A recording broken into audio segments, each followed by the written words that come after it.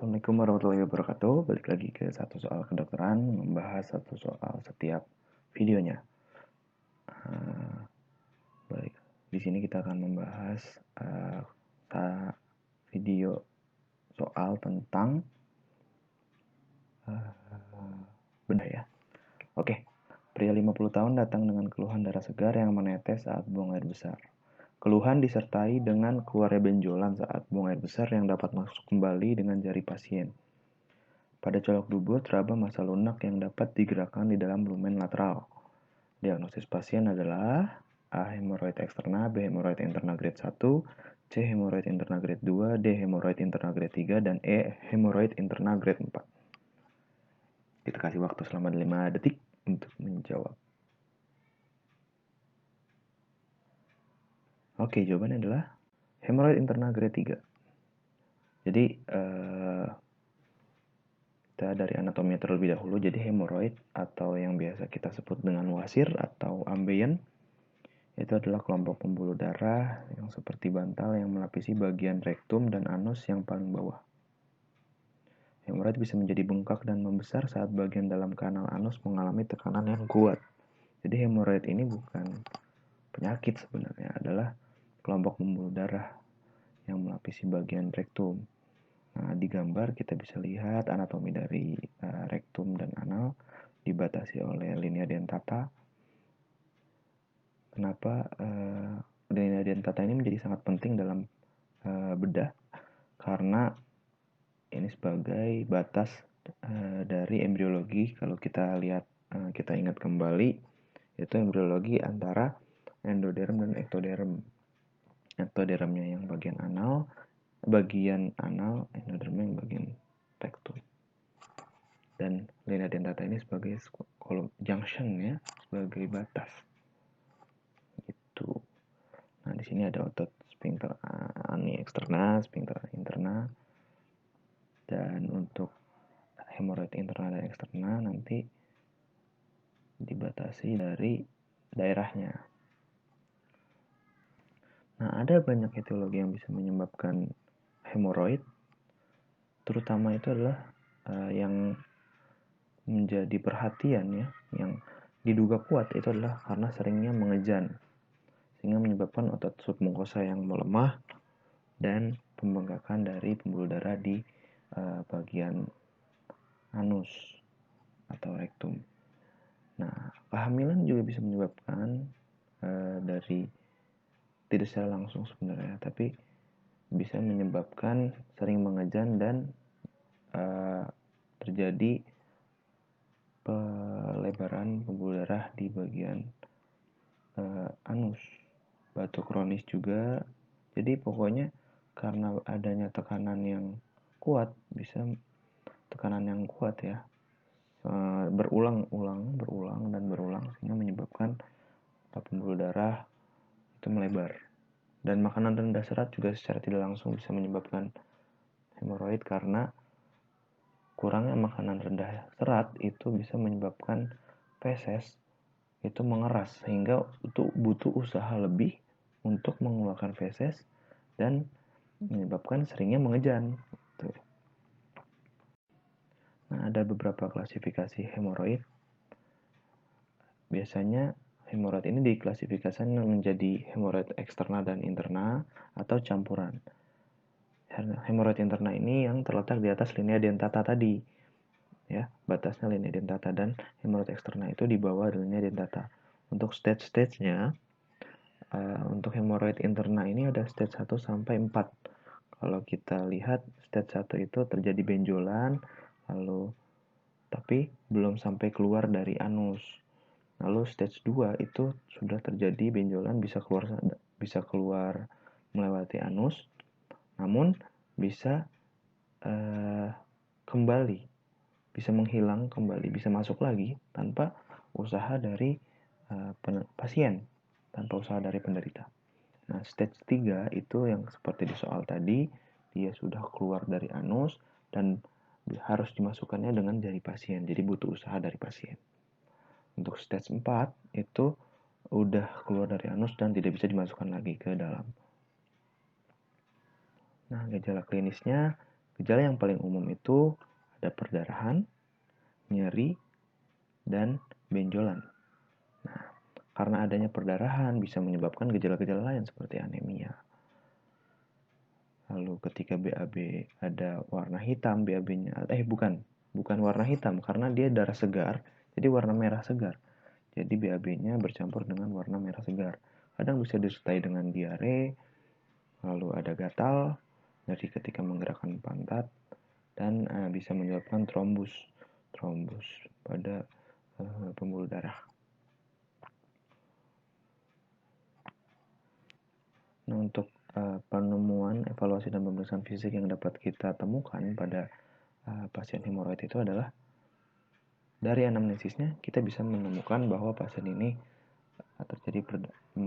memiliki keluhan perdarahan pada duburnya. Nah, kita tanya lebih dalam mengenai sifatnya, warnanya apa, merah segar apa merah gelap. Kalau biasanya hemoroid ini warnanya warna segar, merahnya. Dan intensitas perdarahannya juga ditanyakan, takutnya terjadi anemia. Lalu biasanya karena memang butuh usaha yang lebih untuk mengedan atau butuh usaha yang lebih, biasanya pasien ini mengeluhkan konstipasi. Karena konstipasi ini bisa menyebabkan hemoroid. Ada change bowel habit. Change bowel habit itu seperti BAB-nya yang bentuknya berbeda dibanding biasanya, atau bisa seperti mencret terus atau keras, atau seperti pokoknya bentuknya berbeda dibanding biasanya.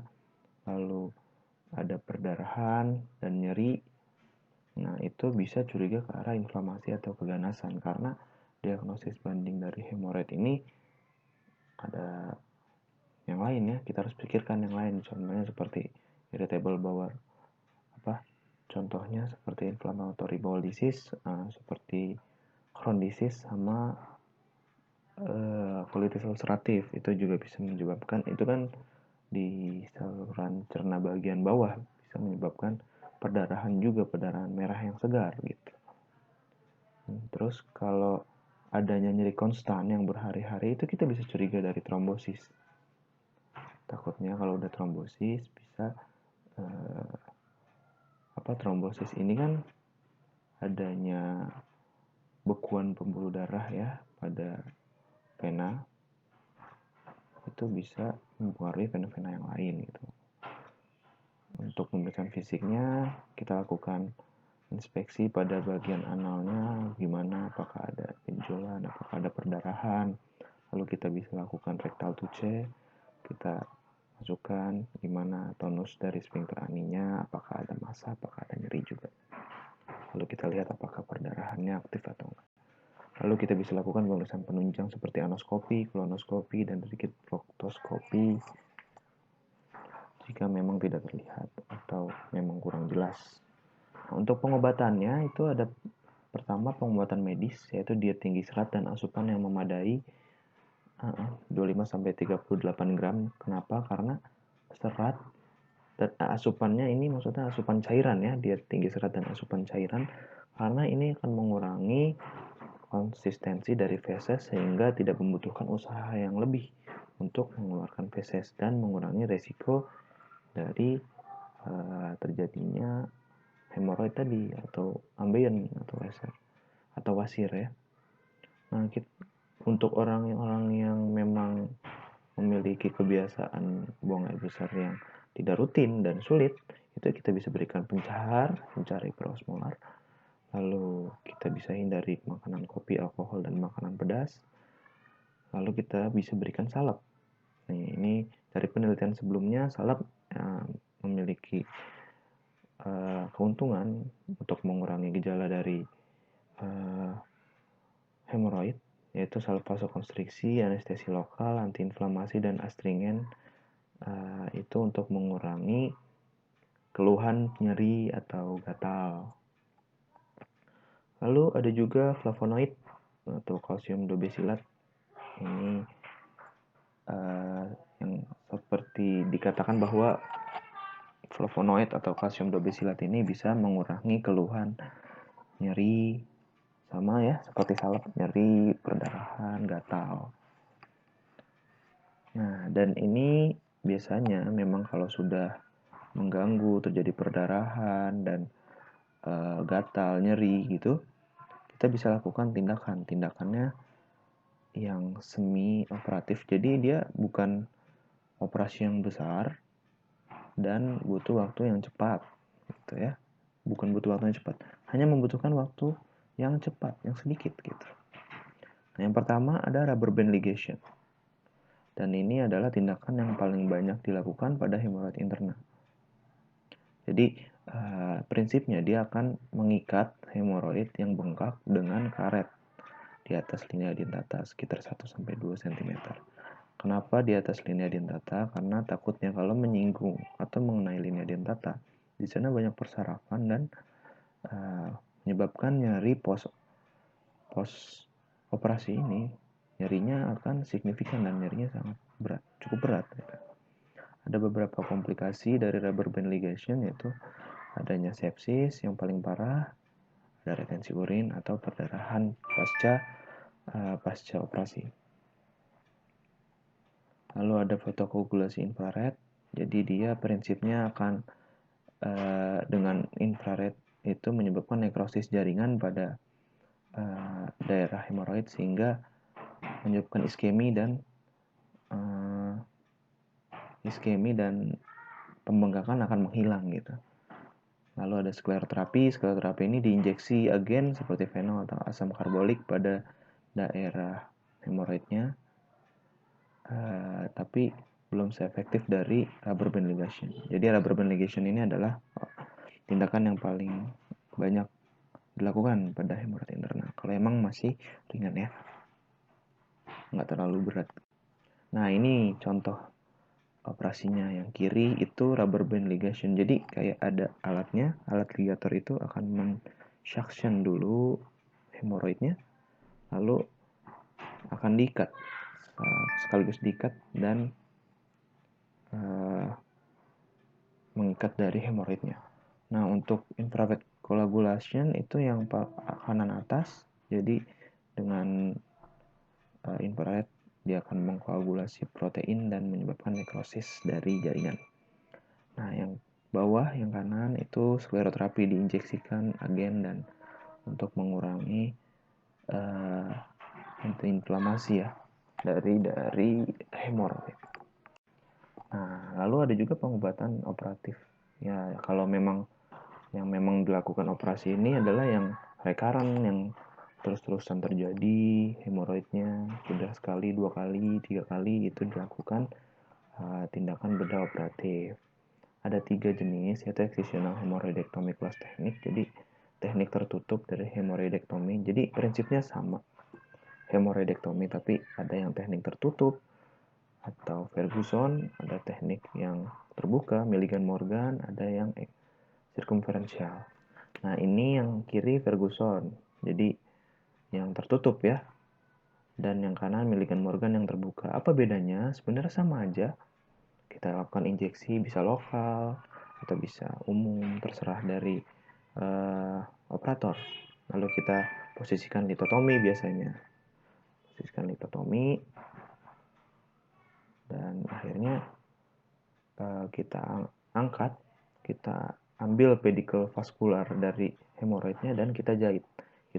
Kalau yang Ferguson, kalau yang Milligan Morgan itu nggak kita jahit, cuman kita sutur dan kita biarkan terbuka seperti di gambar yang kanan dan menunggu hingga terjadinya granulasi dan akan menutup sendiri gitu. Jadi sebenarnya bedanya itu aja. Itu. Oke, sekian penjelasan dari hemoroid. Mudah-mudahan bermanfaat bagi kita semua. Terima kasih. Assalamualaikum warahmatullahi wabarakatuh.